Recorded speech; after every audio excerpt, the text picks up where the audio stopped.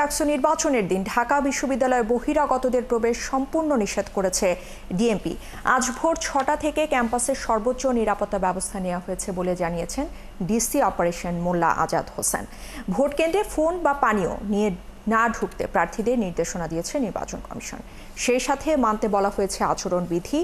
ভোটের সুষ্ঠু পরিবেশ নিশ্চিতে নির্বাচনের দিন সকালে সাংবাদিকদের ব্যালট বক্স দেখিয়ে তা সিলগালা করে দেওয়ার নির্দেশনা এসেছে। সেই সাথে ভোট গণনার শিক্ষার্থীদের সরাসরি দেখানোরও ব্যবস্থা করা হবে।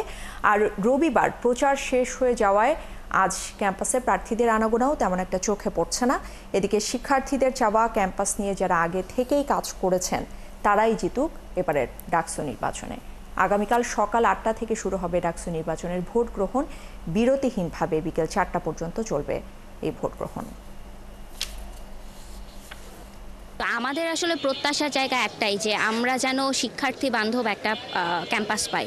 এখন সেই শিক্ষার্থী বান্ধব ক্যাম্পাসের জন্য আশ্বাস, অনেকই ইস্তেহার, অনেক কিছুই দেখছি, কিন্তু সেটার বাস্তবায়ন কতটুকু হবে সেটা নিয়ে আমাদের একটা শঙ্কার জায়গা এখনও আছে। আমাদের সবার একটা বড় আশা হচ্ছে নারীদের আবাসন, কারণ দেখা যায় হচ্ছে ছেলেদের যে পরিমাণ হলে সিটের হচ্ছে ফার্স্ট ইয়ারে পেয়ে যায়, মেয়েরা পেতে পেতে সেকেন্ড ইয়ার থার্ড ইয়ারে চলে যায়। দলীয় এজেন্ডা বাদ দিয়ে শিক্ষার্থীদের বেটারমেন্টের জন্য যারা কাজ করবে তাদেরকেই।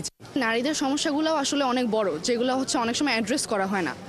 তো মেয়েরা এমন একজনকে বেছে নিবে যে শুধুমাত্র নিউট্রালিটি না, সত্যিকার যারা হচ্ছে মেয়েদেরকে নিরাপত্তা দিতে পারবে। আজকে ভোর 6টা থেকে আমাদের সেই নিরাপত্তা পরিকল্পনা অনুযায়ী আমাদের ডিপ্লয়মেন্ট শুরু হয়ে গেছে ইতিমধ্যে। আর আমরা সর্বোচ্চ নিরাপত্তামূলক যে ব্যবস্থা, ঢাকা বিশ্ববিদ্যালয়ের এটি একটি গুরুত্বপূর্ণ নির্বাচন, তো সেই গুরুত্বের বিবেচনায় আমরা সর্বোচ্চ নিরাপত্তামূলক ব্যবস্থা সেটি গ্রহণ করেছি।